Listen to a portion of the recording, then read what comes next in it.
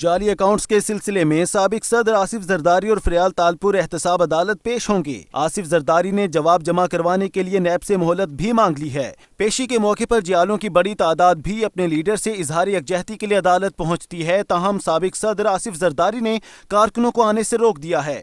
आसिफ जरदारी का कहना था कि ठंडे दिमाग से मुकदमात लड़ने का कायल हूँ, कारकुन एहतसाब अदालत न आए। आसिफ जरदारी के वकला की जानिब से नैब को 2 हफ्तों की मोहलत देने का खत मौसूल हुआ है। बताया गया है कि शरीक chairman Peoples Party Asif Zardari ने जवाब जमा करवाने के लिए नैब से 17 अप्रैल तक मोहलत तलब की है।